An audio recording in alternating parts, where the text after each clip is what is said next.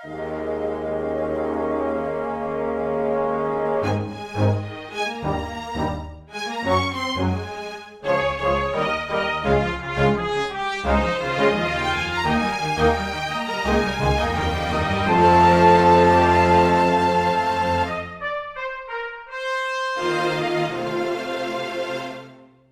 everyone, and welcome to Weekly Manga Recap here on June the 26th of 2019. It's Wednesday, which means it's Weekly Manga Recap time. Chris! Yes. There's a grand conspiracy afoot, Nick. Yes. Shonen Jump. It's meant to screw specifically us. Only our show over. Yeah. No one else. Shonen Jump, who at one time declared us their eternal podcast rivals, have they know when we record. They have to know. I mean, they probably don't pay attention, but they have to know. I just assume everybody knows. I assume if you walked up to any person on the street, you say, "What time does Weekly Manga Recap start?" They'll be like, "Well, they say 7:30." But and then they figure it out from there. Shonen Jump puts out a tweet that says Chapter 315.1 of Food Wars is out, and I clicked that link, and there ain't no Chapter 315.1 of Food Wars. This is about 20 minutes before we go live. So I'm looking all over the place. I'm like, I don't know what's happened. Suddenly, the tweet's gone. It's vanished. Like Kurt Angle, after a night of heavy drinking, got onto Twitter and tweeted some stuff he shouldn't, and then immediately was like, I was hacked. How do I fix phone? They pretended it didn't exist. So I was like, oh, okay. So those of you playing the placing bets on when the wrestling reference drops in the episode, there you go. First. Yeah, I wanted to get it first out 3 of the way. minutes. Yeah. So it's like, oh, okay, I guess we won't get it. But then Shonen Jump. Those crafty individuals wait until we are literally just about to press record and start the show, and then they're like, hey, here it is, guys. Just gonna drop it off there, and they're trying to sabotage us, Nick. They didn't want to give us enough time to read and digest this chapter because they're afraid of our opinions, which are mostly, I don't know. I kind of flipped through it. It seemed okay. I don't have strong thoughts one way or the other, but they are trying to sabotage us. This is the grand Shonen Jump conspiracy, which is what I'm going to title this episode, so we can get a lot of clicks on YouTube because somebody will think it's about something more significant. Yeah, there you go. We could put up a picture of someone it is, and then put up some made up hashtag and then say it's is full of conspiracists and liars. Or put up a picture of some random person, say that they work at Viz, and it says "exposed" next to it, and there you go. And then there's one of those cross out symbols, the circular with the line through it on there. Because we're canceling them. Yes, exactly. We're gonna cancel culture, Shonen Jump, the lifeblood of this entire podcast. That would cause us to lose much of our ability to actually do anything and make money by doing a podcast. Have anything worth talking about. So guys, we're just gonna go talk about the Crunchyroll series instead. Hey, you guys ever check out A Silent Voice? You did 3 different times now. Well, doing it again. But Chris, the chapter did come out, which means that we can add it into our discussion this week. And so let's just do that. That's fair. Yeah. We're not going to let them win, No. They want to defeat us. In fact, we're just going to put it in the same place we always put Food Wars in the lineup. Not going to let it affect the immediacy of it affect anything. We're just going to talk about My Hero Academia first. So yeah, there you go. They think we're rattled. But you're not going to win, Viz. We're in your head now, Shonen Jump. It's like somewhere out there. Like Jeff sits up from his desk. He's like, weekly manga, what now? And then goes right back to doing gotcha pulls. Is that some way that I can get another free pull today? The weekly manga recap. All right, let's kick off with My Hero Academia. Why don't we? It is chapter number 233, Bright Future. This opens with a bit of first aid being implemented by Twice. Toga is still, very heavily injured and dying, basically. So Twice has to take her measurements so that he can properly create a double of her. And he actually apologizes while he's doing it, saying like, yeah, like sorry, I don't have a choice here. I know you're a girl and this is kind of, skeezy of me to do, but I need to do this to save your life. Meanwhile, the clones there are like, oh, let me measure her. And he's like, this is serious, you guys. Fuck you. Also, I mean, they do make a point considering he's doing this with 2 broken arms, but still, they're so creepy about it. Did you, I guess, see the Horikoshi apology? What was that about? I didn't hear about. So I guess he realized that he made a mistake here, because he's insinuating here that Twice has never used his power on Toga before, and that's why he needs her measurements now. But I guess he did use it and made a clone of her during the overhaul arc. So he tweeted down an apology, which is not part of the Grand Shonen Jump conspiracy. That's openness. So yeah, no. Yeah. But I think it confirms that he's an ally of Weekly Manga Recap. He was probably like, when the time was ticking down to like, we're going to send out this tweet and ruin Weekly Manga Recap. He was there at the door being held back by like 3 giant mouse. He's like, no! Weekly Manga Recap! I must give them information so that they don't say something and then immediately look foolish when I apologize mid-episode. I must warn them! But I guess he needs to do it. So whatever. Anyway, so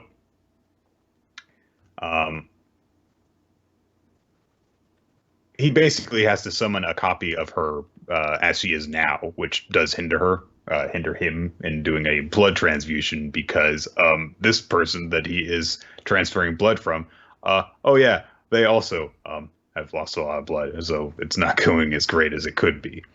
We get a lot more explanation about how his quirk works because at the point that he reproduces them, they are updated to the point of the most recent time that Twice saw them in terms of their memories and thoughts and personality, and their physical body is the same as the last time he measured them. So there's a lot of details to how his ability works. It's an incredibly complex ability, but I guess it makes sense because he can create an endless supply of sentient beings. So there have to be a lot of things about how it works. So it is something that's odd where you're just like, so I guess this is to explain that he can't just create any single person he sees, but like, does he have to know exact measurements? Can he guesstimate it? Like if he's like, Toga was like 5'4", and then she was like 5'5", when she come out, she's like, I'm a monster! Oh, the way he explained it to Overhaul was he has to know them like inside and out, basically. So I guess he's actually really smart if he can just memorize all these details about someone's physical form. So yeah. However, as he is treating Toga, that doll guy shows up, and he's summoning more dolls for him to attack. And so we just kind of cut away from that scene with that happening as he approaches. Spinner is with some of the Twice clones. They are trying to get to the politician guy who is, rallying the troops and everything. And Spinner's like, I've got to go and kill that guy, so that he will not give people a power boost. And he rattles off like, you're a command and enhancer. You shouldn't be at the front line. If you don't know your role, you'll get an insta-block. And the politician's like, you young people with your inscrutable lingo. Oh, are you going to use a blockchain on me to get your Bitcoin value up or whatever the fuck it is? You can't cancel culture me. That's what fucking Skinner or whatever his name is just to like come in. He's just like, hey, Bitcoin's up again. Now's the time. Invest. Give my fake money value. All money's fake. No, don't tell me that. It's a special kind of better currency. It's a better kind of currency. So is it currency or is it? No, it's both. Shut up. Anyway, the politician whose name is Hanabata. Let's call him Trumpet though, because that's his code name, and it's. Trumpet is the name of the device that he uses. I think. No, I think Seven's Loud is the name of the. Can't tell. I think Seven's Loud is the name of the item, and he's called Trumpet. He is called Trumpet. Yeah, Seven's Loud is the name of the thing that he puts the mask that he summons and puts on, which amplifies his voice. And we get an explanation of what his quirk is, which is called Incite. The waves in his voice give people a boost if they agree with him, essentially.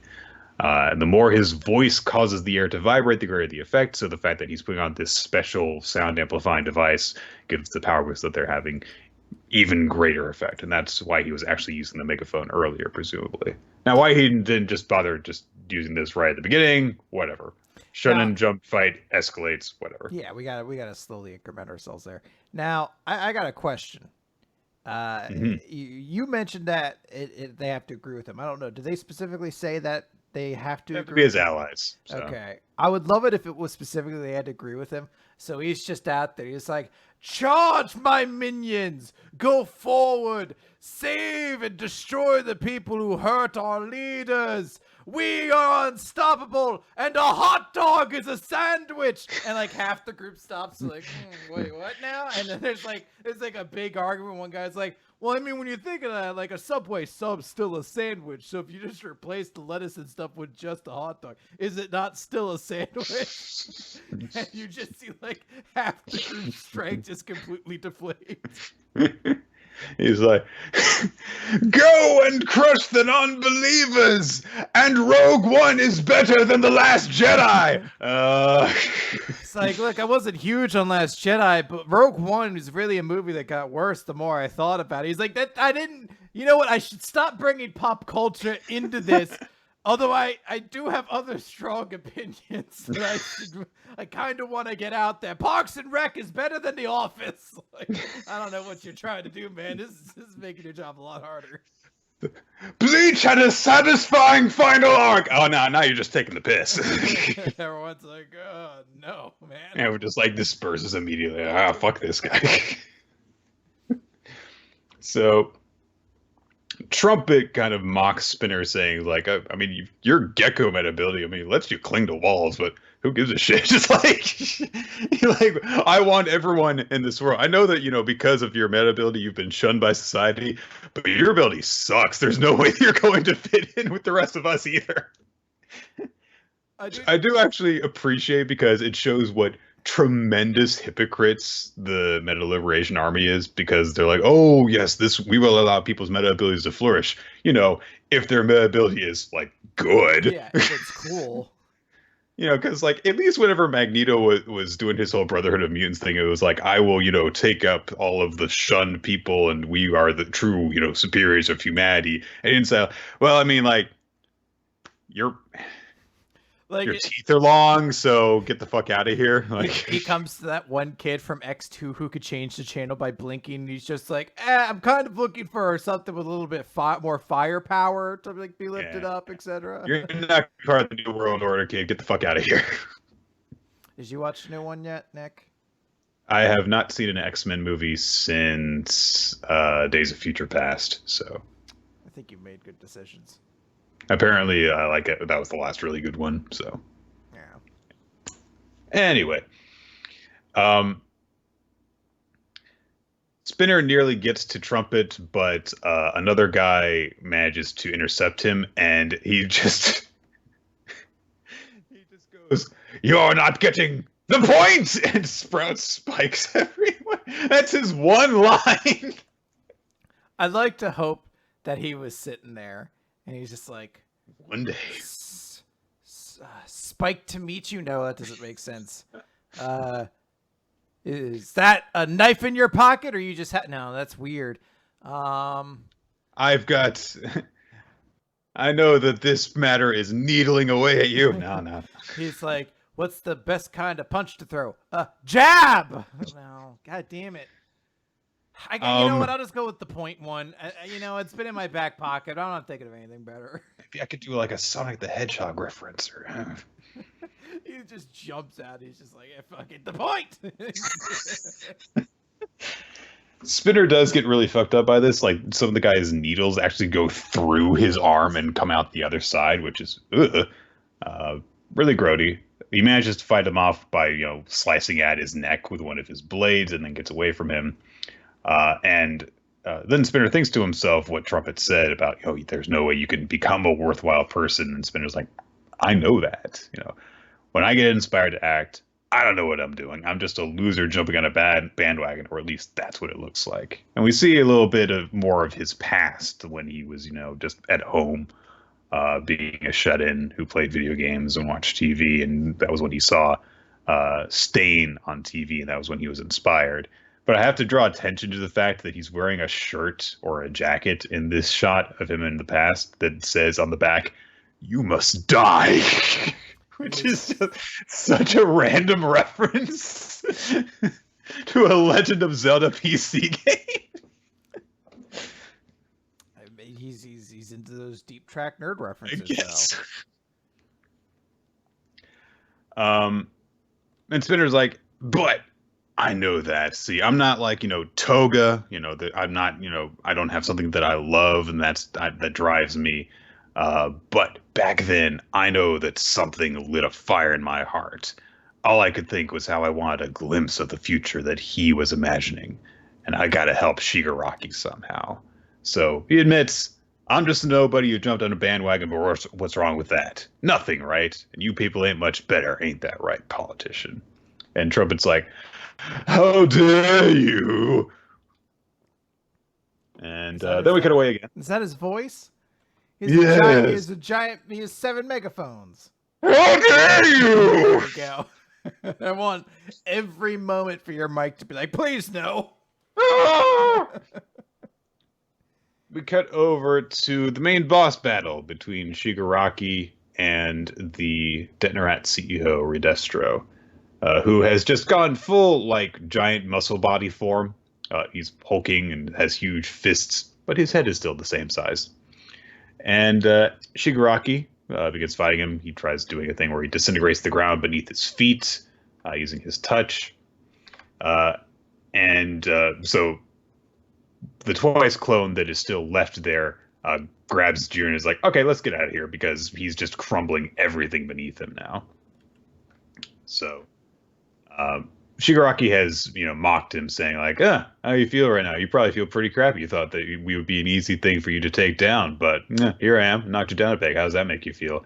And Redestro says, I'm actually really pissed off about it, and I'm the type to let my rage build up, which is why my forehead is like this. You killed many of my warriors on your way here. And then Shigaraki's hand explodes. Half of it explodes, all of it except for the ring and pinky finger area get completely obliterated off. And we get introduced to him properly. His full name is Rikia Yotsubashi, codename Redestro, and his quirk is called Stress, which accumulates all the stress that he feels and converts it into sheer power. So a little bit of a twist on the whole power storage thing that we've seen before.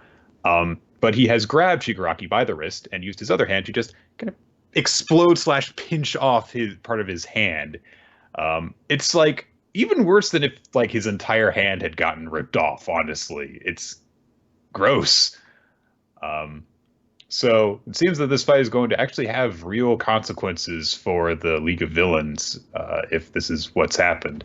It makes me wonder if Shigaraki's just going to go through life with a hand that can't use his quirk properly now because he's going to have all 5 fingers clasped, or maybe the scientist will whip something up so that it will get his hand back or something like that. Oh, fuck. We could just have Twice make a clone of him and cut the hand off and be like, sew this on. It works the same way. Maybe. Not sure if that'll... Shit, if a blood transfusion for Toga's gonna work. Blood transfusion is a little different from a limb transplant, though. True. We'll see, but yeah. We cut to the outskirts of the city where Slip and Slide is still I forget what his actual name is. I think that it's something very close to that, though. He's still on patrol on the outskirts, and he's like, "Oh wow, yeah, we've got to block this road off because of all those villains going off on over there." Actually, he refers to them as gosh awful villains. Golly gee, there. Slide and Go, that was his name. Slide and Go, not Slip and Slide. Um, but as he is diverting traffic, suddenly he feels the ground shaking. So it seems that maybe the Vanga bus is coming. Yeah, and all the rocket party it's bringing is shaking the road. And he has to turn the Vanga bus away, which is sad because the old guy from the Six Flags commercials, he really wanted to visit this town. He wanted to stretch his legs. They're going to have to send him away.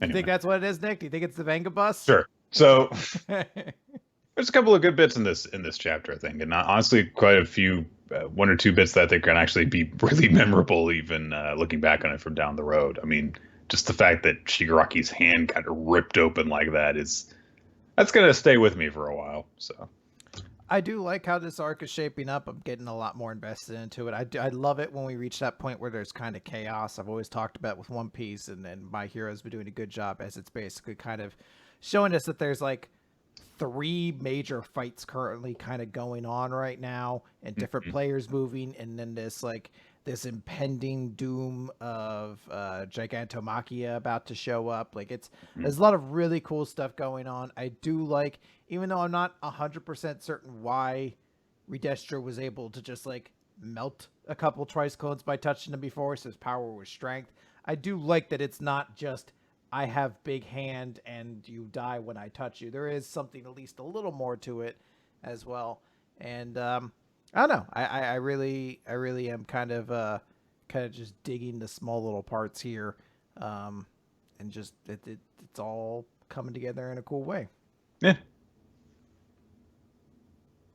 All right, let's move on from there to the first epilogue chapter of Food Wars.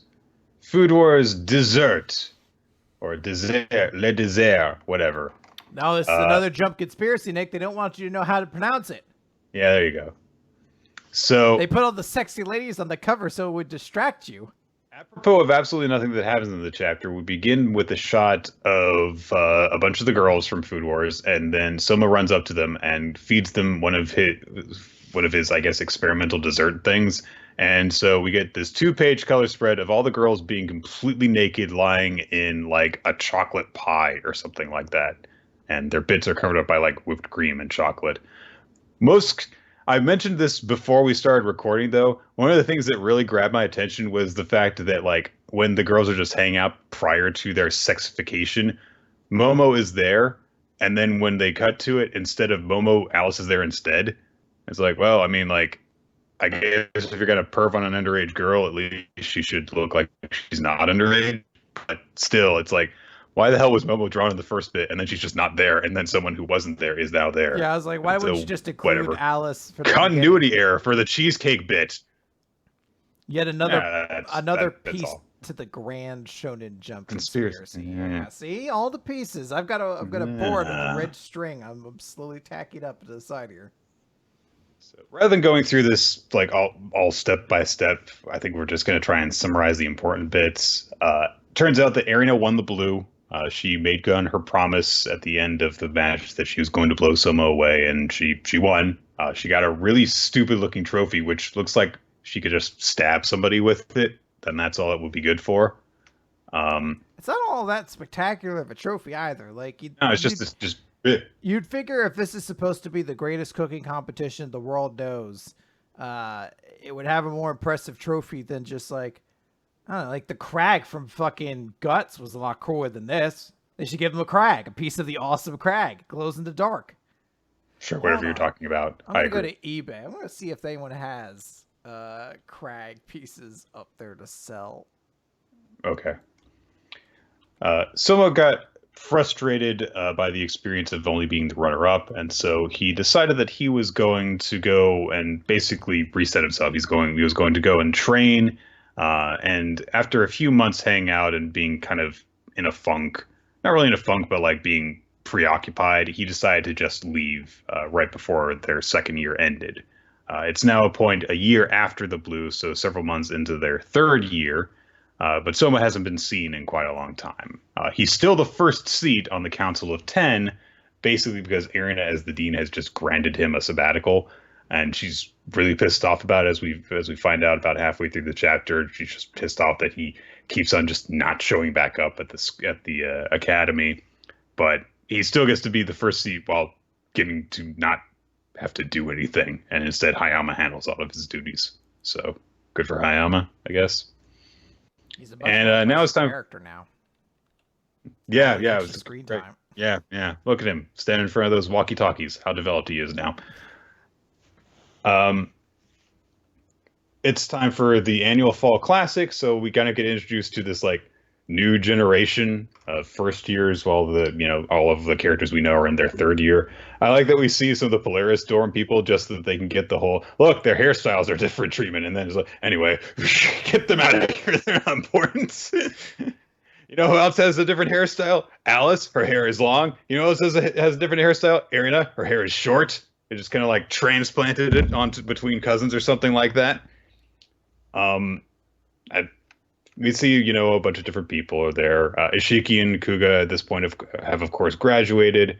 A bunch of the upperclassmen who have graduated and are just kind of like showing back up at the end for part of the big finale kind of treatment. So Ishiki is there as a special guest. Tsukasa and Rindo are there as guest judges. All that kind of stuff.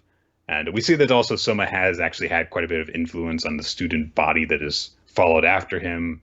Some people wear like headbands around their wrists the way that he does and stuff.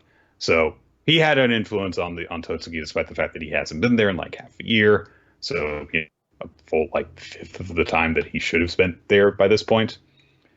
Megumi goes to see Erina. We found out some of the stuff that Erin has been up to, some of the changes that she's been making, and some of the changes that she's made to herself, despite the fact that she, kind of outwardly is mostly the same. But the way that the actions she takes don't match the personality she puts out, essentially.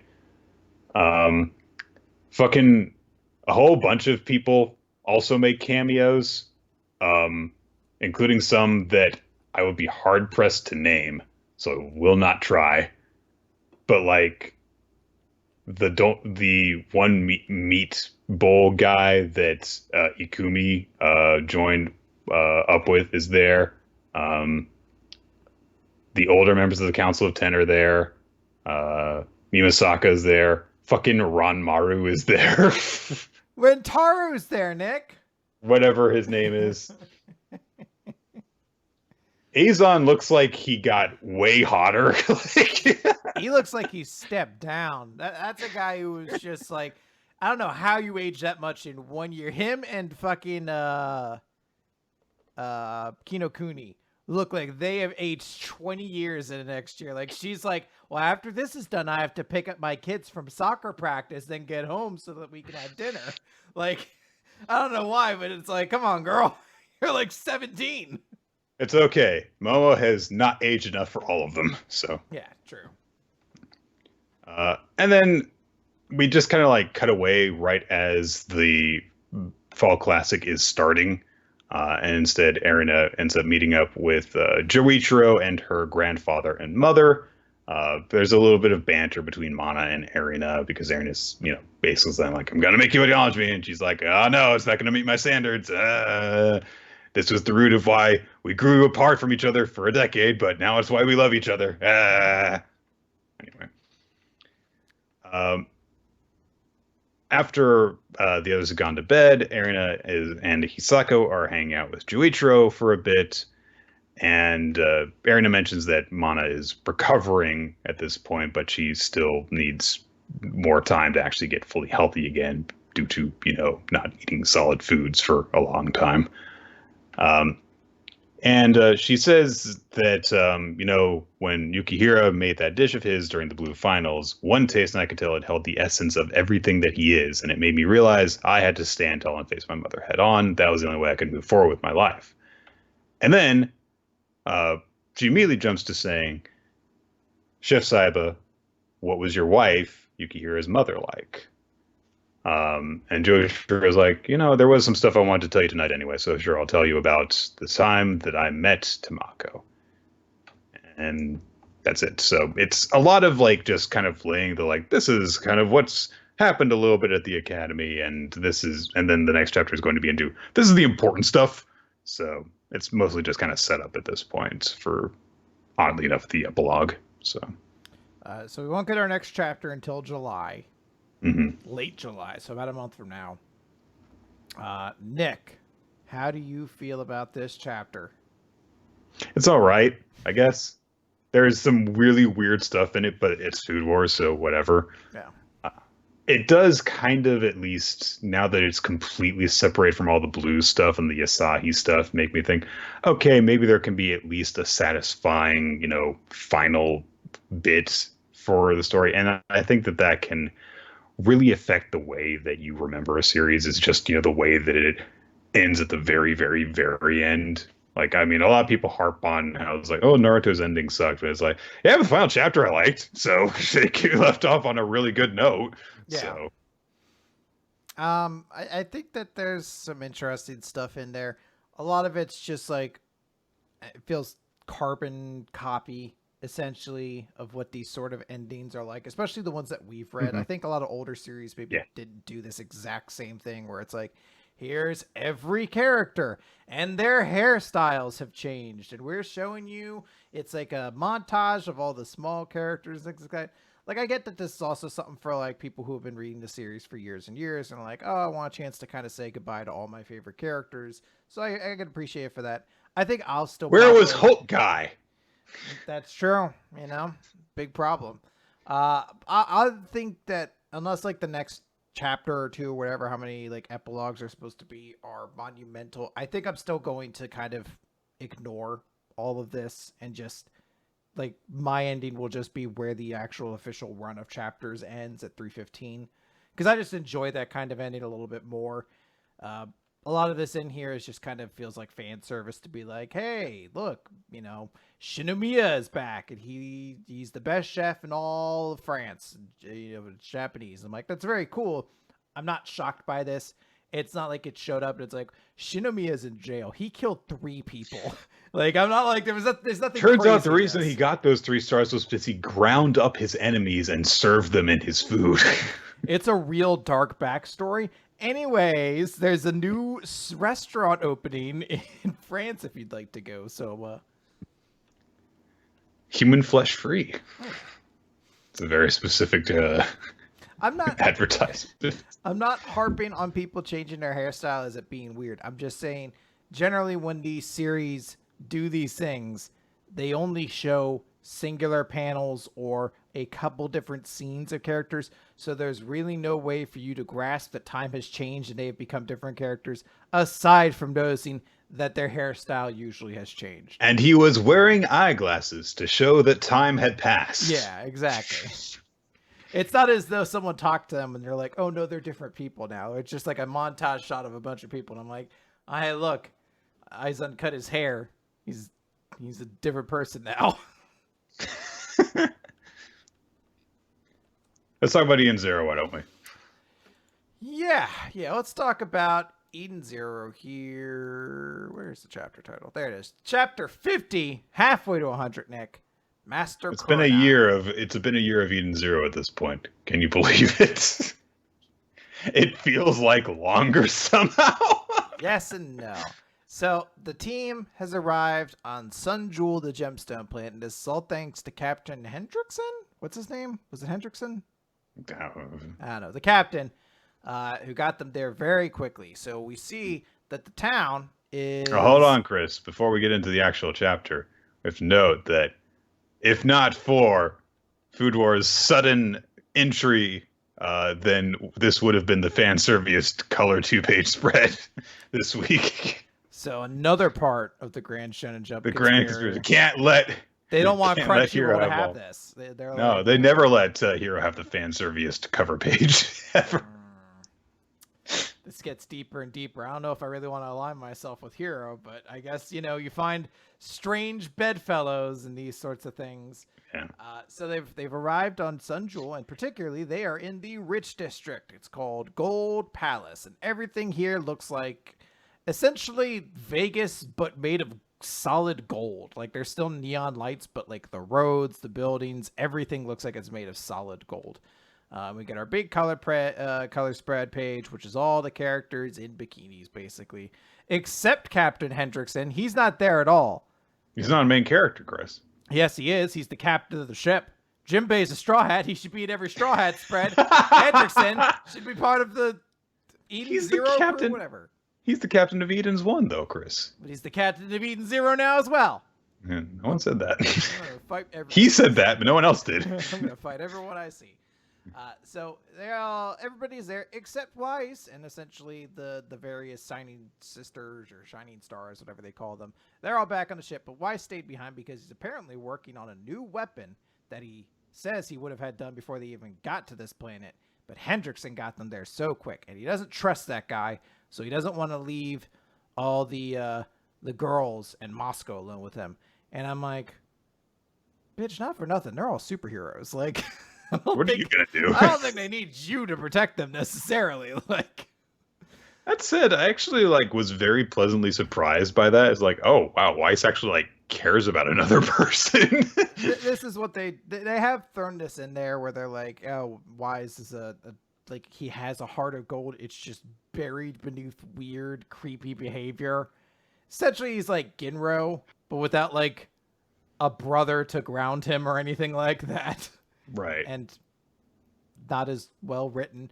But anyway, he's staying on the ship, so the rest of them are going to go find Valkyrie by going to Casino Paradise, and it's an exclusive VIP casino.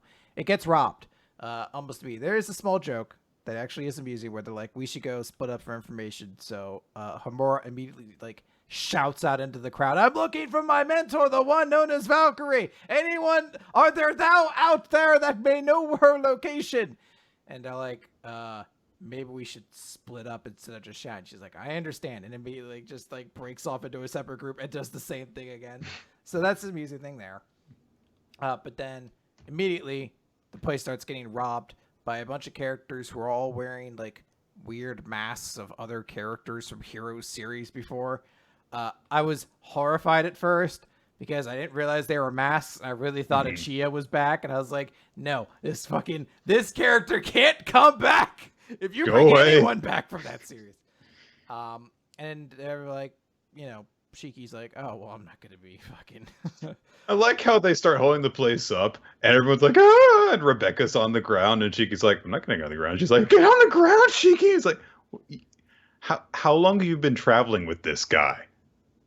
A, that's not going to work, and B, he can fucking take them. But also, it's like, why are you on the ground? Aren't your whole team supposed to be brave spacefarers? I don't know why a bunch of guys came into a casino and you're immediately we should acquiesce to their demands. Come on, you're superheroes. You're the ones who are supposed to be staying up against these guys. So basically, yeah, Shiki and Homura dispatch of all of them. They beat them all up, and everyone starts celebrating. They're like, yeah, you took them down. You saved our lives. And then a giant beam comes from the sky and encircles all of the criminals. And the voice kind of calls out from this beam, I do not tolerate crime on my planet. And everyone's like, holy shit, it's Madame Kurenai. She's here, Madame Kurenai. Oh, I love her. And all the criminals start getting really terrified. They're like, wait, no, she wasn't supposed to find us. Our plan messed up. How did that happen? And one of the guys is like, I think the jammer in my helmet broke when they hit me back there. They're like, no, they start begging for their worthless lives, as a super mutant from Fallout universe would say. And the voice says, criminals must be punished. You will be dyed crimson. And they all beg for their lives, and then there's a giant boom, and all that's left after the beam disappears is a deep red stain on the carpet. It's kind of gross. It's pretty fucking brutal. And all of the patrons of the casino start celebrating because they're like, yay, no villain can attack our casino or our planet. Madame Kurenai always saves the day. And one of the like patrons goes up to Shiki. He's like, "Well, we are very thankful. You were very brave, but you really shouldn't have put yourselves in harm's way because on our planet, we're always safe with Madame Kurenai around." And, Her and her deep cleavage. Yep. And I do like how we do get a scene from Rebecca being like, safe. You call that fucking safe? Something's really. very wrong. Like, all of them recognize that this is immediately. It's a little weird. So you're just okay with a bunch of people just being executed, turned into a bloody stain on the carpet with no trial. Exactly. So there's a whole thing. We cut up then to presumably wherever Madame Kurenai is because she's there. And she calls it a satellite blaze. It's a machine that tracks the location of everyone on the planet and can condemn them to death. So, sort of a mobile targeting thing. If you watched Winter Soldier, very much like Project Insight, where it's like, oh, we're going to keep tabs on everybody on the planet. Just need to have them target each other. And sorry, Winter Soldier's a great movie. It's extremely good. And Strack and Joe is also there talking to her. I think it's Strack and Joe. It is. Wow, I'm very good at names. Strack and Joe's kind of like comment. He's like, you, divine? She's like, well, my job is to merely protect my people. And he's like, there, interesting. Hey, can you locate something for me? And we cut away from that then, and we go over to Sun Jewel's other sector, the poor sector. And it is very poor. It's all broken up and shattered and everything like that. And it flies over to a guy who says, I always knew you'd end up coming here, Homura. And he has like a little video screen of a spy bird that captured some footage of her. And the guy looks over. He's like, what do we do, Lady Valkyrie? We don't see her. We just see the bottom of her face. But there we go. All the pieces are pretty much in place. This is actually a decent chapter. I don't really have anything bad to say about it. That's an interesting setup. And I do like some of the character qualities that are portraying this. I was, like I said, very surprised to see Weiss actually expressing concern for other people. I like the fact that he was planning on doing something, but the way that their travel changed affected him, and that's why he's staying behind on the ship. It's a good bit of explanation there. And then, the 3 android ladies are staying on it because they're very tied into the ship. But it's an interesting setup to the fact that they've got this whole thing where it's like, hey, everyone loves this, execution satellite thing. It's like, that's kind of fucked up. Yeah. But there is also the weird moment of Rebecca being like, oh, we better cower. Like, what the fuck are you talking about? Just let Shiki punch them like he punches everything. Yeah. Some people were commenting like, well, she's like the Usopp of the group. And I could see that. I mean, maybe she is the one who's supposed to seem scared of the group. But it's always just such a bad look. Because you're like, fuck, Rebecca's worthless. Why is she part of this team? But otherwise, I do like this chapter a lot. I do want to talk a little bit about Beast Children. I don't want to go into the full chapter, but just talk a little bit about what happens in it. We see that Shiki's big thing that he's going to contribute to the team on is the fact that when it comes to sprinting very short distances, he has like pro level speed. So it seems like that's a detail that should have probably been given a bit earlier in the series, but here we are now. So. Nick, we always said we wanted Ice Shield 21 to come back in the magazine. Very Ice Shield 21 chapter. It's almost literally an Ice Shield 21 chapter because there's an entire discussion about like, here's the different speeds people run, and doing it in less than a second is elite for high school, and doing it at about 0.7 of a second is pro ace level. There's literally a chapter of Ice Shield 21 that happens a little bit later where they talk about the 40-yard dash times, and they describe it in basically in an exactly similar way where you're like, I mean, I get it. Ice Shield and rugby are very, like, football and rugby are very comparable sports in a lot of ways, but it is one of those things I'm like, I don't know, I would have done something different than my main character's big special thing is he's very small but very quick. It's also kind of odd because there was no indication that this was, like, Sakura's thing up before this point. It was because There was commentary about his feet. There were commentary about his legs being very strong before. Yeah, but like in the first chapter, the thing that he showed off was the fact that he was very persistent, not very quick. Mm-hmm. So it's a little bit odd. I do think they could have explained that a little bit better. But anyway, that's what happened in that chapter, and it was a notable thing that happened in it. So, Isn't so everybody excited? We're keeping Beast Children is still in the lineup to talk about each week. very lightly. Samurai 8, Chapter 7, Encounter. So, this chapter is all about how, well, basically what the last three chapters have been about, which is that Hajime is such a little shit. Like, seriously. There's so much important stuff that Dharma is telling him, and he's just like, it's boring. He's like, I think I'm allergic to exposition dumps. Stupid. Like, this He's is like, important. you It son of a will bitch, unlock your true abilities as a samurai, and you will learn the true path and unlock your greatest powers. Bored. It's like, you son of a bitch, I'm trying to teach you everything about this universe. Let me just swing a sword now. Ooh, it's not working. Why didn't you tell me what I should do to get it to work? Fuck you, kid. So he's like just gotten done telling him what the bond between a princess and a samurai is important for, and he says very straightforwardly, like, look, the most important thing for being a samurai is not about getting stronger. It is about whether you try to be strong. And so Hachimaru's like, you mean I should just act tough? No, no, no. It's not. The important thing is who you act tough for and why you act tough. And Hachimaru's like, oh, it's such a weird riddle. It's not about what you do, it's why you do it. That's it. Like, you've got to have something good to fight for. That's all that he is saying. It's not a difficult concept, you stupid brat. I get that because he has been raised almost exclusively on video games that he is very objective based, but still, it's really annoying and not endearing in the slightest. Anyway, we see some other samurai getting investigating the tank that Hachimaru cut in half like earlier that day or whatever the hell it was. When you think about it, this actually been, a lot of stuff has been moving very quickly in this story in terms of real time. And then we cut to a princess named Un, who is the one that oversees the princess training grounds that Anne and her friend are part of. And Un is just like lounging in her bedroom, eating sweets.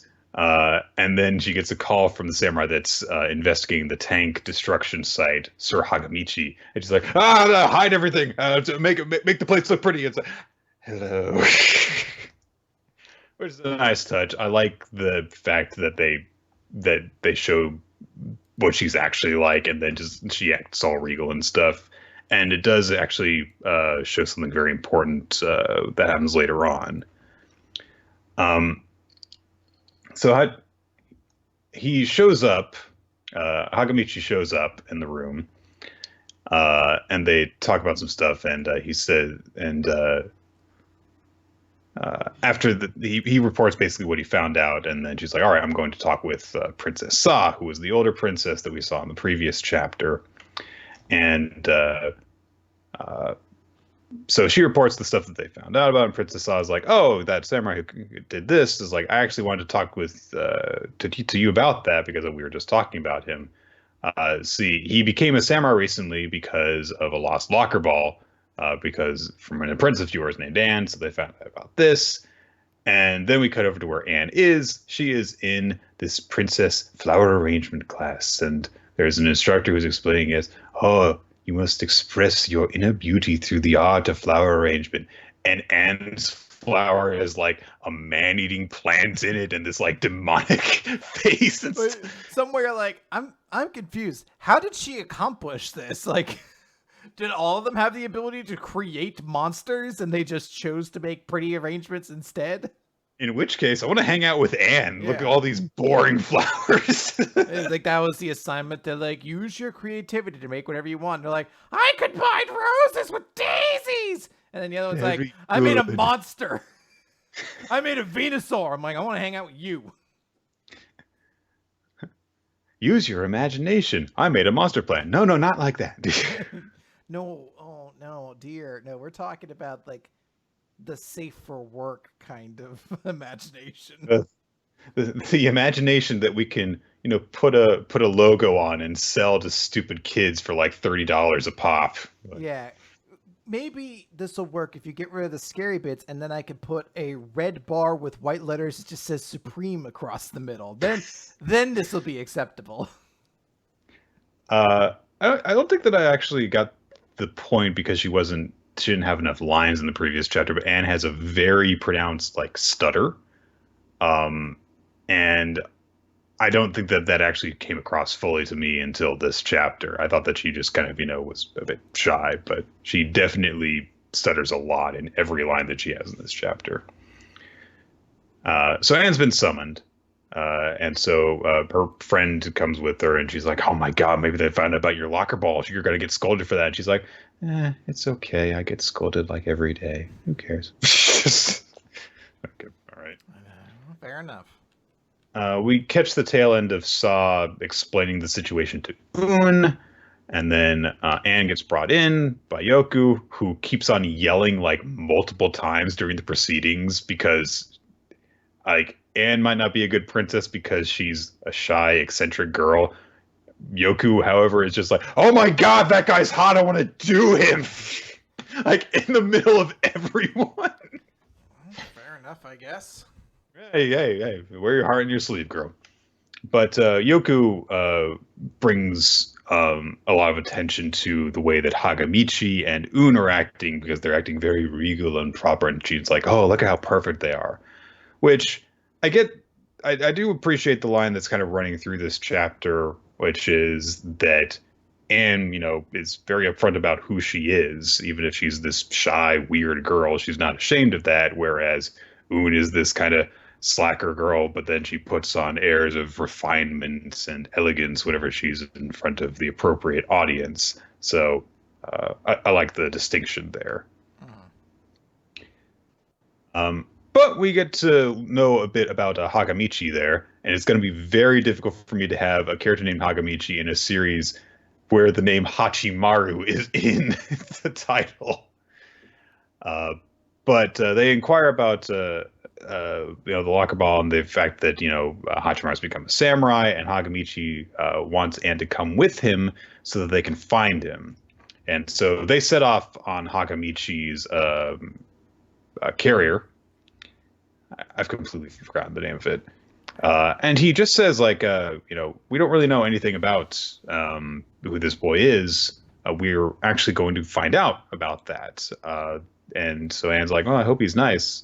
And Hagamichi just says, "Well, some samurai and princesses are evil, so we've got to be vigilant, but it's okay. If anything happens, I will protect you, so don't worry." It's like, oh, I guess this guy's not a villain or anything. You'd think that when there's like, "Oh, there's princess and samurai going to find out what happened with Hachimaru." No, actually, it seems like they're cool people. So, all right. Hachimaru is making an ass of himself, practicing with the sword and later with armor. He can't put it on properly because he's got no focus and he's a piece of shit. So Dharma's just like, "Ugh." And then Hagamichi shows up with Anne.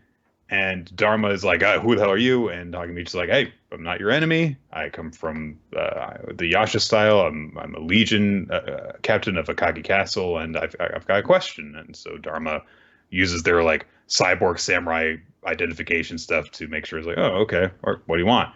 And they ask for Hachimaru, and Hachimaru gets released from his armor right at that moment. He locks eyes with Anne.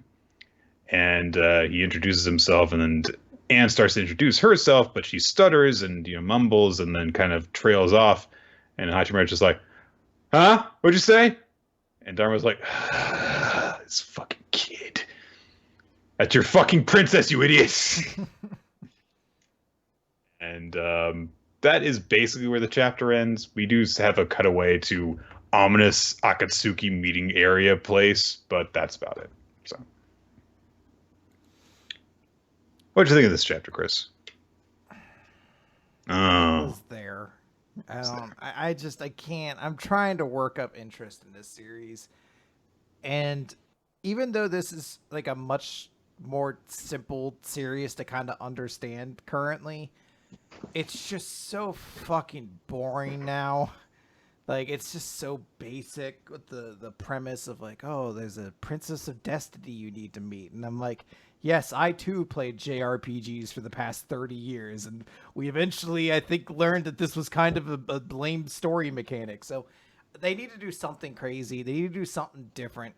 Or I'm just going to not be able to like have any kind of interest in this series right now. Mm. Like there's no interesting struggle. There's not really a conflict that's worth analyzing. I like Anne as a character, but she's in a role that sounds immensely boring. Mm. I just don't really care about seeing it. Like I like her as a character. I probably like her as a character in a different series that didn't place her in like you're the princess that must be protected role. It's like I don't know, we've done this, guys. I am kind of waiting for like the twist in the premise to come up. I will say. I also will say that I liked this chapter more the second time I read it as opposed to the first. I think that just some details stood out more the second time through reading it. Um, Overall, it's like I agree it's okay, but there are a couple of details that I did really like. But it's just details that I liked that do give me hope that it's gonna get better.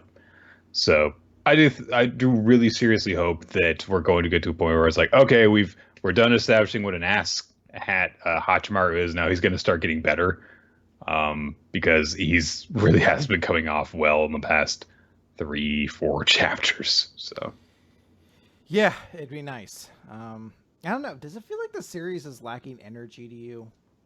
I think that it really does not feel like it has a lot of urgency to it right now, which is odd because it is a new Shonen Jump series. But then again, I think it's just like people will see it's a Kishimoto story and they'll come out for it. So I think that that's it. I mean, like there was a color page at the start of this chapter, and it's chapter 7 to give you an idea of how well it's being received, or at least how well it's being pushed right now. So I don't think that Kishimoto feels any sense of urgency, and he's just like, I'm just going to do my setup the way that I want to. So hopefully we get to a point where then it's like, all right, now we're going to actually go forward and do some interesting stuff soon. So, all right, let's talk about the Last Saiyuki. Chapter 16, A Shining Star in Broad Daylight. Shining Star, Chris. Come to Puerto Rico, the shining star of the Caribbean. Yes. Gimmick. Okay. Last time, Estelle, in order for them to combat against the giant Kyo dog virus demon, split her Nyoibo in half, and now she's wielding twin clubs. And we get an action chapter after this. Estelle instructs Koharu and Ryunosuke of what to do, and she's like, hey, we've got to attack all at once. So I'm just going to go charge the thing, cover my back, and she bum rushes it. It sends out tentacles to attack her. She deflects some that are immediately in front of her. The ones that come after her from behind, she leaves to Ryunosuke to attack with his extending, transforming Nyoibo, and so he covers her back. Koharu shouts out to Estelle when her vision is clouded, for her to watch her left, and she bashes the fuck out of it with a giant mace, then uses twin giant maces to knock it up into the air. Her clothing has been torn a little bit, and she thinks to herself, are you watching, Mom? Because the clothes you gave me are in tatters now, but it's okay. Even if these clothes get all torn up, I'm now the person I want to be. And having knocked the demon up into the air like a volleyball setup, Ryunosuke swings his Nyoibo like a baseball bat and hits it out of the park and completely obliterates the thing.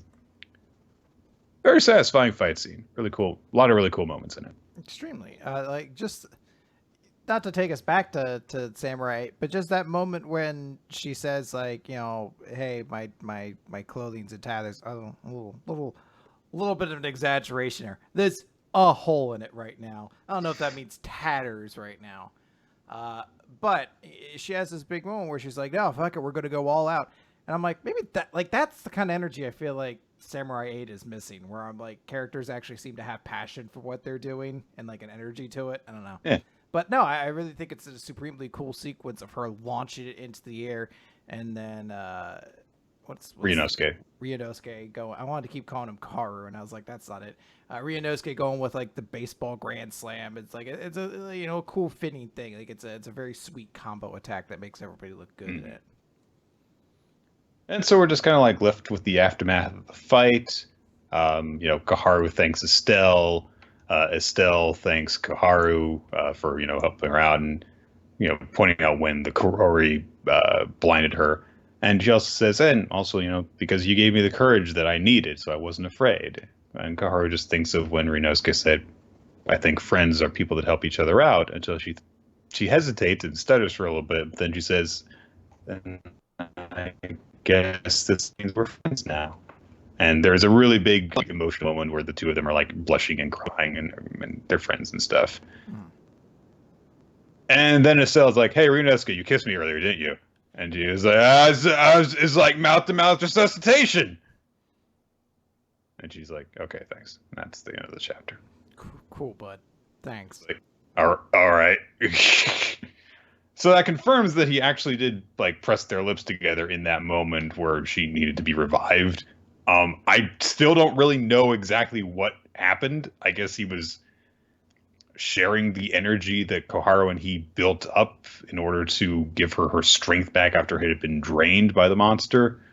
Don't know why he needed to spit it into her mouth, but all right. It's the weakest part of the chapter. It's a very good chapter otherwise. So yeah. No, I supremely enjoy it. I think this has gotten me into this series where I've kind of gotten into it. I'm fully invested into it just in time for it to get canceled, presumably. Mm-hmm. I'm really enjoying this, though. I think it was a supremely cool sequence of events. It's great character development for Estelle, and it seems to kind of like establish anything. So I dig it. Yeah. If the Last Saiyuki is on its way out, at least we got one last cool kick-ass fight scene. So yeah, supremely. All right. We never learn. Let's talk about We Never Learn. Question 116. The Clockwork Fireflies Yearn for the Snow Flurries of a Pizza Bet, Part 3. So this is what you get. This is what you get for calling We Never Learn a better series than Nisekoi. This is a good chapter, though. Is it? At the end. I mean, you gotta get this and stuff. So, it starts with Araka, who basically echoes the narrator comment before of like, it's been 3 days since Rizu stopped showing up. And they talk about how every time someone's seen her and tried to kind of ask her like, "Hey, are you coming by the study group?" she would nervously be like, "Sorry, I gotta go," and then run away. And everyone's like, "Huh, that's pretty weird." And Fumino and Yuiga are both super nervous and confused because they both think that they're the reason this happened. Yuiga thinks it's because he accidentally like saw her while he's like, any number of risque moments that I've shared with any of these girls could be enough reason for them to stop talking to me. And Fumino thinks it's because unconsciously she's been spending more time with Yuiga, and that's kind of like offended Ogata. So they're both really, really nervous about this, but they're kind of internalizing it. And then we cut over to Ogata, who is also internalizing all of her pain by sitting there thinking, she's like, "What am I doing? Why am I avoiding everybody? I don't understand my own emotions." So she goes over to the nurse's office and she's like, "Yeah, you know what? I'm kind of feeling a little bit weird and funky. I'm going to just take a little bit of a nap." But then she sees Yuiga there. She's like, "Huh, oh, I didn't expect to see him there. I'll just come back." And then she sees that like he's, the covers are only like up to his waist. So she goes over to like actually tuck him in. And then she's like, he's kind of cute when he sleeps. He looks different without his glasses. And his eyes just open up. And she's like, "Oh, gotta go." And he's like, wait, hold on. I actually have you for a second. I wanna, did I offend you or something? She's like, "No, I just didn't want anyone to see how lame I am. And I feel like if I keep hanging out with you guys, you're just going to get fed up with me like Gran." And he goes like, "Your grandmother? You mean the one who made you all the board games?" And we get another flashback to when Ogata was younger, trying to be like, "Hey, Grandma, play a game with me." And she's like, "Nah, you got a long ways to go before you can beat me." And Ogata's like, "Why is that? Are you tired of me, Grandma?" And she's like, "Yes, I am." And she's like, "Well, because she's a kid. She's like, well, then fine. Fuck you, Gran. I don't like you either. I hate you. And then her grandmother died. So she's like, I'm really sad because I never got a chance to apologize her. And I guess that she just saw that I was a horrible person, and then she died, she didn't. Basically, she's internalized a lot of guilt over a lot of different things and reflected it inward. Coincidentally, that's the same time Fumino walks in and is like, I think I need to rest down in the nurse's office as well. So Gata's like, oh shit, I don't want to be seen. So she hides underneath Yuega's covers. In the most inefficient manner possible. Yeah, from like the side bottom corner. And then some kind of scuffle ensues where Fumino is the one who is now like halfway out of the covers and Yuega is completely beneath it. It leads to a bunch of weird shenanigans. Ogata, not Fumino. Yeah, sorry, Ogata. It leads to a bunch of like weird like shenanigans of them being like, I'm under the covers and I'm really close against your body. I can almost see a Fumino skirt. It's just a bunch of weird things. It's a couple like amusing jokes where Fumino calls Yuega and hears her cell phone ring go off underneath the covers, and she's like, I guess Ogata has the same ringtone. You're like, sure, that's the only possible explanation. Ignoring the fact that Ogata is canonically the tiniest person in the room, yet this bed clearly looks like it has two giant lumps underneath it. Anyway, they eventually reveal Yuega's underneath there, and there's like a small joke of Fumino being like, what exactly is going on? And he's like, just ignore it. And Ogata's like, nah, it's my fault. And she's like, oh, actually, this is more important. What the fuck's going on with you, Ogata? Like, let's talk about this. And she's like, I just have been feeling a bit awkward. That's why. And she stops. She's like, no, that's not true. If I were better at understanding people's feelings, I'd be much closer to the person that I want to be. But the more I understand about people, the more I see things in myself that I just don't want to see. It's weird, isn't it?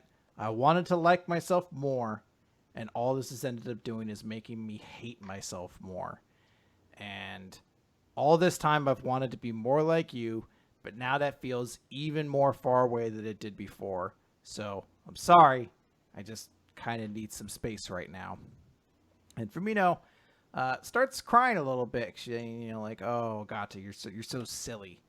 And we then see several days later, Ogata heads home to the restaurant, and she's like, oh, hey, Yuega's there. And he's like, yeah, I work here. And I had to feel that was something there for the audience who has probably forgotten the fact that Yuega works like a job relating to every fucking girl in the series at this point. I need money. And he's like, hey, I got something. I got a present for you. And he takes her over to the Ogata language arts test. And she's like, it's a present for me. He's like, it's not just a test. It's also a game. And by the time you finish this test, if you're like yourself, I win. So it's a little test that's being brought up there. And Yuega seems pretty confident about it. I think it's a very sweet end to that.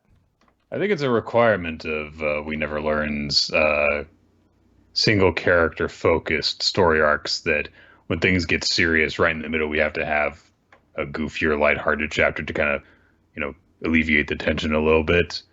And, it happened with the Asumi thing. It's like, oh, yeah, we're just going to have this bit where she dressed up as a doctor and diagnoses people in the middle of, like, the place I love is going to shut down, and that kind of thing.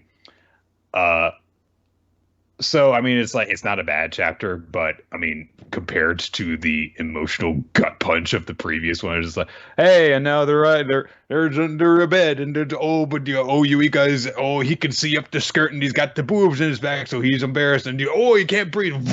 It's, all right, okay, fine. So, this was a bit of a come down from the previous one. It sort of feels like an artificial extension of the sequence of events. So I'm just kind of waiting for the next chapter to roll around and for things to get back to, the actual character stuff that was happening before. I really like the writing, though, in this. I really like Ogata's whole explanation to the group. It's very well done in how natural it kind of comes across, how she first tries to deflect the entire conversation and then honestly comes forward and just admits everything. It's a very well written sequence there. I can get that. All right. Well, if you didn't have enough comedy this week, Dr. Stone, Z equals 110, beauty science. This fucking chapter goes.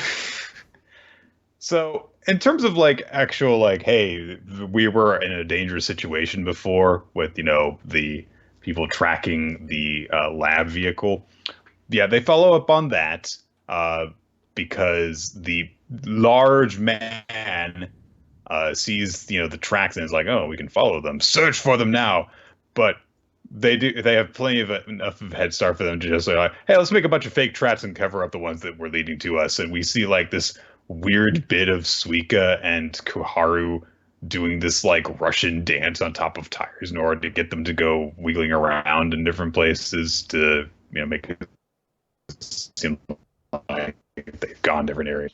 They cover themselves pretty well, and they hide everything into this kind of underground, not underground, but there's a cave that should be well hidden from everyone searching for them.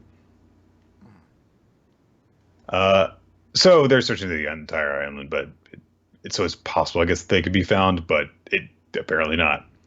So now instead they've got to get ready to cutify Koharu so that she'll be chosen for the whole harem thing so that they can infiltrate everything, get the weapon and stuff like that. So they're like, all right, let's do this. Makeover demands speedy renovations. Let's start with the hair. Let's see what we're working with. And Senku unties Koharu's hair and it whaps him in the face, goes out in every direction like it's Super Saiyan hair.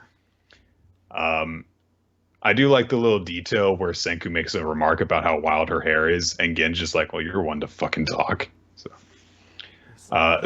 my tips just unfrost themselves naturally. Yeah, really. So they create some shampoo Koharu's hair, and they're like, oh, it's still the exact same. Because her hair is so incredibly stubborn, basically, that it needs conditioning for it to have any effect in terms of the shape and texture of it. But they do that, and it becomes all silky and smooth now. And they're like, all right, we've got that. We've got to make some makeup stuff. We've got to get some perfume and glitter and foundation. All right, we did it. And so Koharu grabs some of the makeup tools and holds them like assassin's weapons. And she's like, all right. And then everyone's like, Koharu, you're...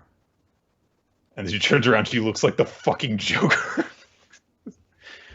So... She looks like she got some in her eyes. Like, I don't even know how that's possible, but it looks like she got it in her eyes. She's got lipstick going into her teeth. I like the detail that there's just like a little heart drawn on her cheeks that looks like it's bleeding because it's drawn on so crudely. So Amaryllis is like, all right, let me take over your Kohaku. And she's like, you're actually naturally pretty cute, so it's not going to take too much. You're just going to have to like do some light stuff, and there you go. And hey, bam. And Suika's like, oh, wow, she looks like the shamanist now. And they're like, oh, yeah, she's Ruri's little sister. Duh. Yeah, idiot. Stupid old kid. Did you say stupid old kid? Yeah, they're just angry. They want to note that. Anyway, Kohaku's been successfully cutified now. So Amaryllis is like, all right, well, this sciencey Mako did the trick. But I wonder, the more candidates we have, the better. Isn't that what you said? So she turns to the guys. So some of the guys get makeovers too. Actually, all the guys get makeovers at different points. So with Senku, it happens, and he's like, yeah, this is not... It apparently says like this. Yeah, this isn't going to work. So like, yeah, your voice is too deep. So no. Gen can imitate a female voice, and he's naturally, pretty skinny, but they say he's too tall. And then, of course, Soyuz is this hulking, bald monstrosity. It's like, yeah, okay, no, that won't work. I like that they had dresses that seemed to fit the other two, but with that, they clearly just took like the dress made for Kohaku and were like, let's put it on him. He'll be fine. I was like, why did you bother with the makeup if you were like, well, the only dress we have won't even begin to fit him, so of course Kohaku's like, all right, so if this is gonna work, we need someone who's petite with a relatively high-pitched voice. And they just kind of like all turn as one to look at Ginro. And sure enough, we cut ahead to the harem selection, and right there, alongside Amaryllis and Kohaku, is fucking Ginro in drag. There you go. Yep. I do actually appreciate a lot of the stuff in this chapter in terms of like, again, it's the point is not that, oh, how could Kohaku ever not look beautiful? It's because she just, this is not her wheelhouse at all. She tries to make up herself and she looks like a demon. And I also like that if they're gonna go through that whole thing, then it's like, hey, let's have the guys embarrass themselves too. So it's okay. I think there's some amusement points to this chapter, but by and large, I think this is a chapter that amused Inagaki and Boichi far more than it did myself. probably. I can imagine them giggling their asses off the whole way through the creation of this chapter, and I was kind of just like, I got a couple chuckles out of it, but kind of ready to move on. I want to point out that because this is something I just noticed, when Gen is in drag, even like his petrification scar is shaped differently. It's not as jagged, so it's more effeminate. So that's some like a little makeup. heart. There's some crazy makeup there that they can't cover up the cracks, but they can transform the way they look. So. All right. Let's talk about Seven Deadly Sins, Chapter 316, The Lord's Grace in Dula. Yeah, the wood. It's a stone cold chapter. So there's a small little description there about how this Ndula is actually different from other Ndulas. This is created by the form taken by a member of the Ten Commandments who is loyal to the Demon Lord. And it's the most powerful of its kind. It's said to have a combat class higher than all other Ndulas. So I wonder if we're going to find out if this is actually one of the members of the former Ten Commandments. Not a lot. We're still loyal to the Demon Lord by the end. A lot of them betrayed him. But there are a couple, so maybe this is like Melascula or whatever her name is or something like that. Who knows? We start the chapter off, we see everybody fighting, and there's basically a big discussion about how the fact that Bon has his new sacred cudgel, and it is very cool. So it is called Korchos. He has a staff dongle. And it's actually pretty cool because all this, like, the spores of Ndula are going out. And they're like, if any of these land, it's going to destroy. Like, it's a huge danger to everyone. So we see Bond do his whole, like, and then he has, like, this cool kind of moment where, like, we see the effects of it happening. Like, it starts to affect a little bit of them. But then we see some of the spores are landing. A bunch of people are like, huh, what are those? And then immediately all of them just explode, and we get this like kind of half 2-page spread of Bon in the air laughing with a salt hunt across the page as we just see the spores exploding from all around him, and it is super freaking awesome. It is immensely cool that he's like in the air and he's like, I just killed all of them from far away. Whatever, deal with it. It's like it's been so long that my senses must have dulled. One of them escaped in the direction of Leonis. And King's like, all right, well, we're going to have to get it then. So there's a brief moment of all the Sins kind of fighting. Like, they can't really escape away because, the duel is here and they need to fight it. So we cut over to that one spore, and we see several of the Holy Knights are there. Like Howitzer and Gil Thunder and third one I don't know. I swear I remember this guy's name at one point, but it's gone.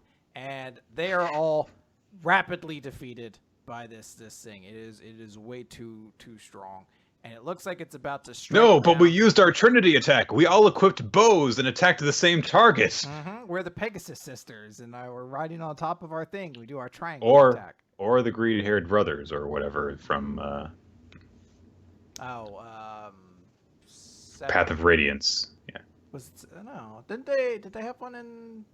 Because there was Lowen. No, never mind. I'm taking a different one. I'm combining Cavaliers from different games. I'm like, no, it's like that scene where Lowen and fucking Seth and Chrome and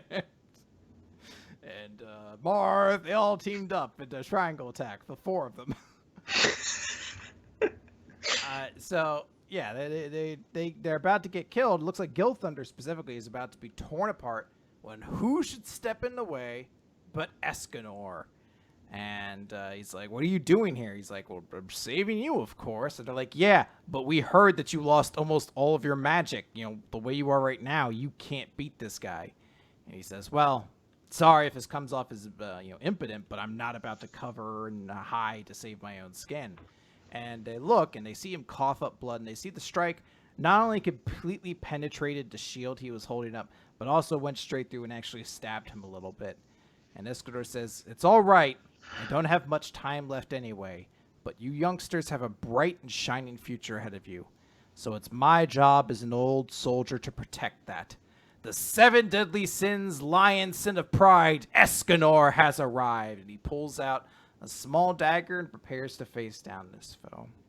Aww. It was a very sweet chapter, Nick. I don't know if Escanor's going to get his peanuts. I do really appreciate that, like Escanor has always, had the chance to look badass when he's just in his full, it's daytime, bitches, muscular form. And now he doesn't have that ability, but he still gets to have a cool moment because, he's standing up to fight without that power. So. And it does feel like we're kind of addressing things that do need, that like weren't necessarily needing addressing before, but are like now that these extra chapters of epilogue, I don't know what we're calling this, epilogue 2 or whatever, like this is stuff to actually kind of handle. And I guess since we already felt the safety of like one closing sequence of chapters, maybe more character, like in my mind I'm like, well, Mail will have to show up and save him, and I still kind of presume that's what's going to happen, but he certainly feels a lot less safe considering like we kind of already got the moment where all the heroes are like, cool, the day is saved. We got to party and hang out together again. And everyone lived, and we're all going to have babies, and our kids are going to hang out, and yeah. Maybe not now. Super cool chapter. Let's move on to the Promised Neverland, chapter 139, Demon Hunt Part 2. Last time, Aishi revealed that she can fucking talk, and so Donna and Gilda were like, what? But of course she also might have heard the plan that they were discussing over wanting to protect Sonju Muchika. And so Gilda's like, wait, Aisha, you can understand us? And we get a flashback. So there's this demon who works at a farm, and he has basically always had this very bizarre face, even for a demon. Like one half of it is swollen and misshapen. It just lost its shape one day and just never returned to normal, no matter what food he ate. It's supposed to, it's supposed to go back if he eats humans, but it doesn't do that even when he eats the farm products. So he's been mocked as a child. They talk about how he's like a wildling, and that he should just go into the forest. But he's like, I've been eating normally though. What's wrong with me? And he's always thought of his face as a curse, and hasn't gotten along with other demons seemingly. So, according to the narration, perhaps that is why when a human baby came through the disposal line one day, he saw himself in her. We say baby Aishi. And she has this scar over one eye, and basically the upper right quarter of her face. And the demon with the scar, with the disfigured face, looks down at her. While one of the others, comments like, defects like these, they're worthless, but they're still edible. It's kind of like a waste to throw them away. And so the demon grabbed her and took her away, and as soon as he gets home, he's freaking out because like, oh my god, it was supposed to be disposed of. I know that doesn't really matter, but I still stole farm property, so what am I going to do? Should I eat it? He looks down at her for a bit, and then is like, well, I could treat her like one of my dogs and raise her that way, I guess. And so over time he just quits his job at the farm and just moves out deeper into the woods, going deeper into hiding. And there's some amusing bits because, he's got to raise a human child and he has no idea what the fuck to do. There are some bits of him, having to look after her, trying to figure out how to dress her. Like, he just kind of wraps some random rags around her. He's like, what do humans wear for clothing? I like if the dog's like, that's not right. That's not it, buddy. That's not right. But there's also a sweet moment where, baby Aishi, is like he's like playing peekaboo with her, and they like reach up hands towards each other, and like we see his like six-fingered hand reaching out to her five-fingered hand, and there's the narration says like he no longer felt cursed. They were happy. And there's just this really small montage of all the little shots as Aishi is growing up, and eventually, like, a young teenage or like adolescent Aishi is just looking over books, and she's fallen asleep over the books, and he covers her up with a blanket. Aw. But then, so Norman's group showed up, and the demon was basically wounded, took a shot from oh gosh, what's his name? Zazie, I think. And he crawled away heavily wounded towards Aishi, and he said to her, "You've got something's wrong, you've got to hide." And she's like, "I don't." The demon's just thinking to himself, "I don't want to die." And he just, with his dying breath, reaches out to her, and imagines himself reaching out to her as like a little kid, and then dies right in front of her. And so when the soldiers showed up and they're like, "Hey, everything's going to be okay," and she can only speak the demon language to them, what she is saying is, "I will never forgive you. How dare you do this? I'll kill you. I'll kill all of you." So when I first read this chapter and this started to happen, I was like, oh. It was, I mean, I'm going to repeat what I said last week, which is this would be a lot better if Aishi had been built up a little bit more. Like, even if we had like seen bits and pieces of her when they were still all hanging out at Norman's headquarters, and she was just kind of like in the background, and they were like, "Oh yeah, that's Aishi. She doesn't speak our language." And then we slowly learn more details about her. This would be more effective. But this moment, this flashback in a bottle is very good, I think. And it's nice that we get another example of, demon human relations that weren't antagonistic against each other. And also it very effectively explains, because Aishi explains herself right after this, like, "Yeah, I know their language. I don't talk to anyone because I fucking hate them. I don't want them to know I understand them." So I think it is an extremely well done twist, I guess. Not really a twist per se, but reveal to suddenly reframe Norman the Messiah and his group of human vigilantes coming in, and you see them here, and they're like horror monsters. When you see Zazie just ripping him across the face, and the shot of them all coming out with Norman in his big robes, and these other figures kind of looming behind him in this light, and she's just there looking at these, to her, monsters, these murderers who just killed her father. It's extremely well done, and I wish, like, it's annoying because seeing this reminds me just how well the Promised Neverland could write characters, and you're like, God, I wish you would write all of these characters as well as this, like, actually give us a reason to care about them instead of just being like, Chris is sick, and I'm like, oh yes, Chris, my favorite character, on the basis that I have the same name as him and nothing else. I also like that, the first time we saw this, like you mentioned the Messiah thing, like, because you can see like the light shining down on Norman in his hood.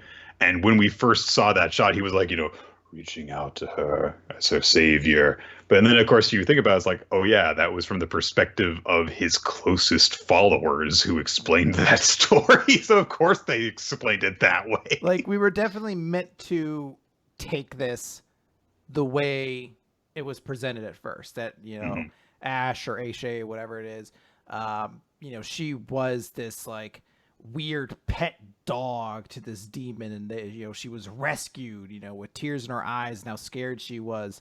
And then this, this reveal kind of really recontextualized all of that, and it makes her a lot more interesting. Like, I'm super intrigued to find out what she's going to do going forward, because it's a new dynamic into everything. Not just that, oh, okay, well, she's not just going to rat and Don and Gilda and kill them. Like, she's probably going to try to help work with them in some way. But it also, like, puts a new twist to this, where this is somebody who has this violent anger towards the heroes, who is a human as well. It's very cool to kind of see this. so yeah, and Aishi tells all this to Dawn and Gilda, and says like, hey, it's true that he hate humans, but he was my father, and I loved him, and he raised me as my family. He was my dad, and they killed him, and I'm going to get revenge, and that is why I hate them. And that's why I don't even fucking talk to them. Because fuck them. Fuck those guys. And also because it allows her to seem like she's this, ignorant person who is, no threat to them. And also it allows me to survive if they think that I, don't know what they're talking about.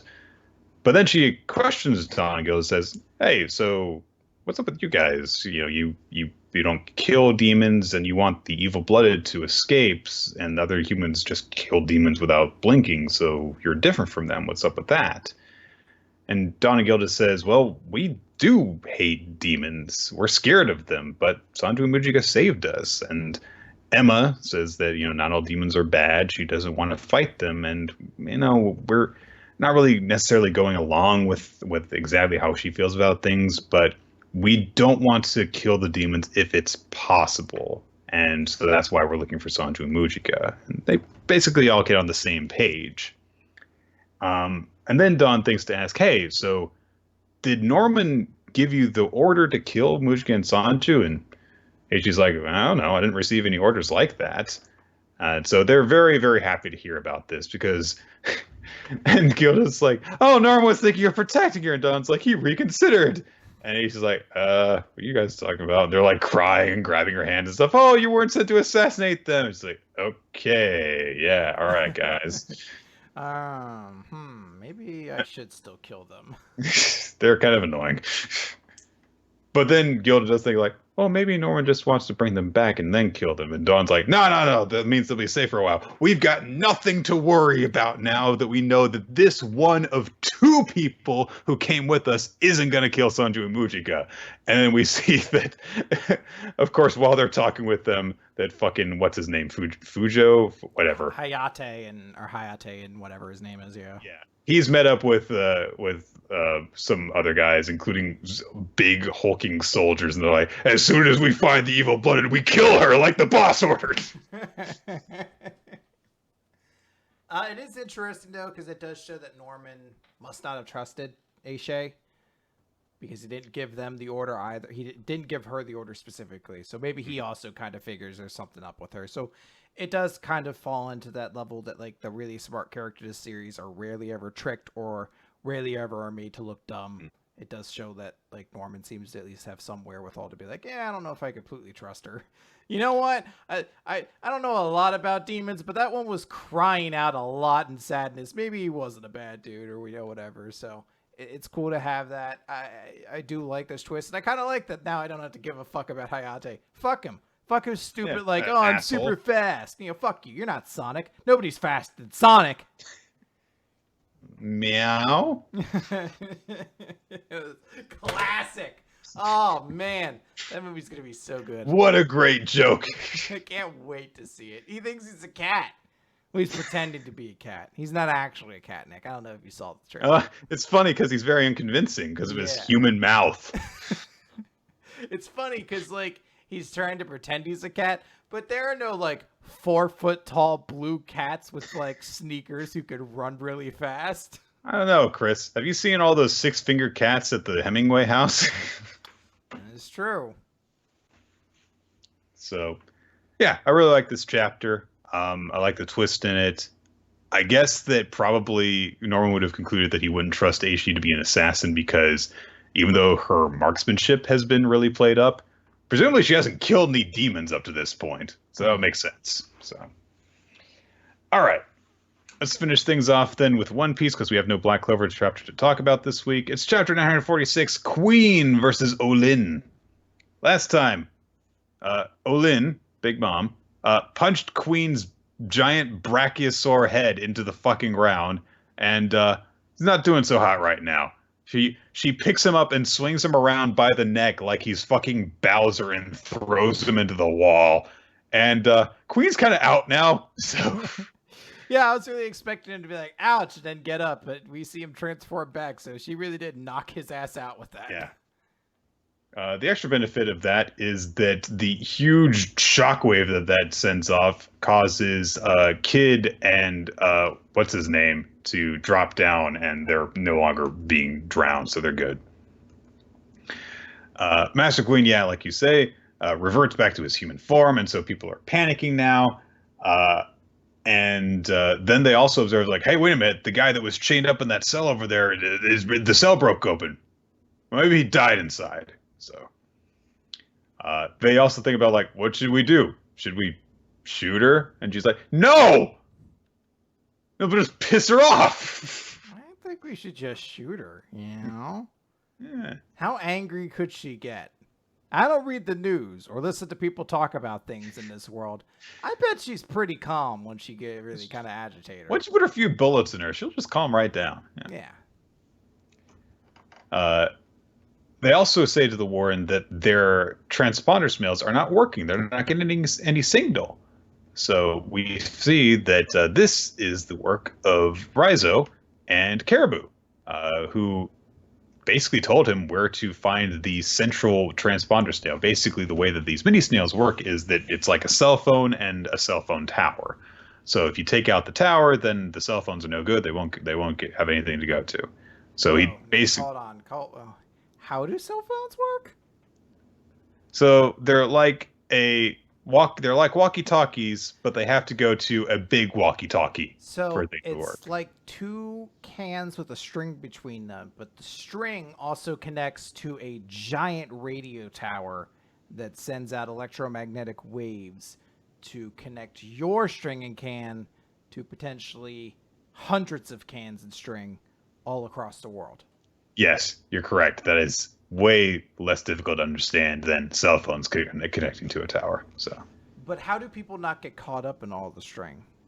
That's a very good question, Chris. Why don't you look into that? All right. So, Caribou actually has demonstrated that he's actually been a little bit helpful during this because he knew the location of the central boss snail.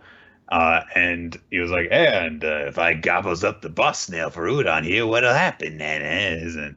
And so he's like, so I've got this information, so let me do my thing. The signals will go down, and you do your thing and steal the keys. And so that's what they've done. Caribou has actually done that. Raizo has grabbed some keys from a place, and he's like, all right, a little bit longer, Kawamatsu, and then I'll set you free, because he's no longer currently where the cells are, so he doesn't know that Kawamatsu has apparently been broken out. Meanwhile, back in... So Olin found Queen's giant pot of Oshiruko, was drawn to the scent, and they're like, oh no, it's going to be empty. What'll happen? She's going to be so pissed off when she finds out that there's none of it. She might slaughter us all. And she opens up the pot, and it's empty. And she gets a very downcast look on her face. And everyone's like, run the fuck away! She's going to kill us! And Luffy's like, yeah, I get what she said. I wish I could eat that stuff again, too. It sure was tasty. Just immediately announces his guilt. And now Big Mom turns and glares right at Luffy. And gets pissed off at him. And they're like, no! Fool! And Luffy's like, oh, did I say that out loud? I was only thinking about how good that Oshiruko was. I just thought about how good it was to eat it. But I ate it last night. So Big Mom immediately starts attacking Luffy. And Luffy's like, no, we fall from the spot. You'll kill us. The collars will cut our heads off. And Big Mom's just like, who's Big Mom? Why'd you eat the Oshiruko? And Luffy's like, oh, I get it. She must not recognize me through my samurai disguise. I love how Luffy rationalizes this. So she starts attacking them. Luffy's dodging out of the way, but they're backed up to the edge of the ring. And they're like, oh no, if we take another step, then the collars will cut our heads off. So one of the guards is like, yes, that's right, Big Mom. Take them and leave us alone. And Big Mom throws a rock at him. And she's like, everyone in that poor little village was so nice to me. I wanted to take back all their Oshiruko for them. It's kind of sweet that she was actually trying to think of everybody else. I want everyone to have the Oshiriko with me. And it was like, oh my gosh, she was actually going to be nice. So why'd you eat all, you asshole? So she attacks them one more time. Luffy and the old man are forced to back out of the ring, leap backwards through the air. And they're like, oh no! So Luffy just like, I'm not gonna let you die, and grabs his collar and throws it up into the air, and it explodes up in the air without having cut his head off. And Luffy's like, oh, I got our collars off. And immediately he realizes, oh, this boy, he used the technique. So Luffy's like, let's run away. And he's like, no, I'm going to stay right here. Protect me. In the midst of this danger, the power will truly blossom. And Luffy's like, if I mess this up, though, you're going to die. I know that. And so this is apparently Luffy's chance to master the technique that they've been trying to do during their sumo matches and stuff. Really fun chapter all the way through. I love the double subversion that happens with, it looks like, oh, Big Mama is really pissed off. No, she's pissed off because she wanted to share the Oshiriko with everyone. And the reason that she's pissed off at Luffy in particular is just because, like an idiot, he just declared that he had eaten all of it, as opposed to her just, being evil. So I do like it. It's a very fun chapter. It's a good reminder of why Luffy is such a great protagonist, and it's very cool at the end. I do like that moment when he just tears it off, and the old guy's just like, "Oh my god, did you just use It's that right level of go fuck yourself. I'll explain it next time. That I'm like, all right, you got me, motherfucker. I'm in. What's Luffy's new power up? Right. So it's very cool. I'm very excited to see how this is gonna go. Yeah. All right, that is going to do it for Weekly Manga Recap this week, guys. So we are going to close out here with our favorites. MVP and chapter of the week. I think Chris. I've been waffling, but I think I'm going to give my series of the week to The Promised Neverland, because I really, really enjoyed that chapter. I really, really liked the way the reveal was done. I really like how it showcased. Got me interested in a character where Promised Neverland has been particularly terrible at introducing and making you care about new characters for a very long time. So this was a story that immediately was like, okay, cool, I'm into this one. And then for my MVP, I'm going to give it to Estelle from Last Saiyuki, because I thought it was a really satisfying explanation or exploration of her character, cool little finale, and a big setup, cool combo kill was very, very satisfying. I'm going to say that my favorite chapter was also The Promised Neverland. Okay. There were a lot of good chapters this week, honestly. My Hero Academia was good, One Piece was good, Last Saiyuki was good, but I'm going to give it to The Promised Neverland for the same reason, and because it is the one chapter that I read this week that legit really, really surprised me in terms of how good it was. So yeah, I gotta give it to that. My MVP, however, is going to be Escanor. I love the moment of him standing up against this great threat without any powers to speak of, and seemingly willing to lay his life on the line in order to protect these people and just be a good person. That's very satisfying. I'll note that my picks seem to line up with what the audience picked as well, with The Promised Neverland being their chapter of the week, and Estelle being their MVP of the week.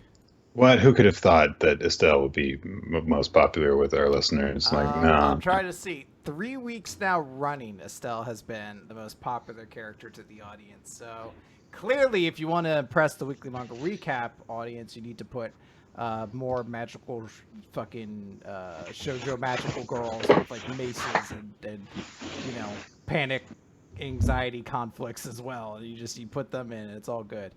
I'm trying to think of how this ties into the Grand Shonen Jump conspiracy, but I assume it's just going to be because the Last Saiyuki's ending. So there you go. I don't want to give the Weekly Manga Recap audience what they want. That's going to do it for the show. Thank you everyone for joining us for Weekly Manga Recap. We record the show on smashcast.tv/ReloT and twitch.tv/ReloT sometime between 7 and 8 Eastern on Wednesdays. I need to change that in my little spiel so that whenever I read it off, I don't say Thursdays. It's Wednesdays now. There. Safe. You can follow us online for updates on when exactly we start the show each week. At WMR Podcast is the official podcast account. At RoloT and at Nick F. Time are your hosts. You can also check out our past episodes on Podbean, on YouTube, on iTunes. Chris just posted a buttload of episodes to Podbean, so you can go through our backlog now if you've been waiting on that. They're all currently with Podbean, and episodes will be going up on the YouTube. It's going to be one day at a time, because YouTube doesn't like it if you upload more than one thing at once, basically. So those will go up very slowly, but those will incrementally go up until we're all caught up. We should be good. So listen and subscribe and like and comment and all that good stuff. Algorithms. Be sure to send us feedback as well. You can do that by going on our Discord server. You can do that by sending us a mail, weeklymangarecap@yahoo.com. And those are also good places to ask us questions or suggest future manga for us to read. Ninja X3i, the person who runs the Google Sheet that keeps track of everyone's favorites and MVPs and also manga recommendations and stuff, has also asked me to mention the WMR Supplemental Year-End Awards. So if you have, for example, a kick-ass 2-page spread that you see when you're reading stuff and you're like, oh, I want to nominate that, that sheet is also a good place to do that. And that'll give us some choices for what to pick out as moments and characters and stuff like that at the end of the year. Special thanks go out to our Patreon supporters. You allow us to create all sorts of fun bonus content for you guys to enjoy. To Steve Mann, our tile car artist, to Infamous Planet for whatever the fuck you do, dude. And for it's miscellaneous stuff, and like it's been a bunch of different stuff. So very true. And also special thanks to Milo Stillitz of SoundCloud.com/Milo-Jack-Stillitz and Winslow Cheddar, YouTube.com/Winslow Cheddar, and Winslow Cheddar on Twitter for the opening sequence you guys made for us. Very, very cool. Yes, it's extremely awesome. I also had to give a shout out to eBay, which does have Agro Crag trophies available. However, they're $50. And looking closely, they look like garbage. It looks like styrofoam painted green on a base of more styrofoam that's just painted black that has a gut sticker just slapped over it. And Nick, do you think we remember things more impressively as children because everything was so big and we were so small at the time? Oh, that's what you were talking about. Guts. Okay. Yeah. Do you have it? Guts. Bow, wow. Da-na-na-na. Guts. Now just imagine, like, you're doing that while, like, white text is going up the screen while, shots of Universal Studios crowd that got free tickets to see the live recording is there, and they're all applauding because they're just happy to be there and see presumably their own children compete in the show. How sad would it be if you were there to root for the other children? You're like, oh, I hope that valiant child just crushes my sweet little fucking asshole. Or they're like little league kids who get really pissed off at the show when their kid doesn't win. No, this is a television show. You're going to be on television seeing screaming obscenities at us. Fuck you, ref! She's not an actual ref. She's a TV host. She's just in a striped t-shirt. Coach Mo. Actually, maybe she is a real coach. You know what? We're going to go down this rabbit hole and find out. Oh WR no! Wait a minute. Our feed's cutting out. All part of the Grand Shonen Jump conspiracy. Chris, this is where you edit in like video effects of the stream cutting out. Unless you were just too lazy, in which case it just cuts off naturally.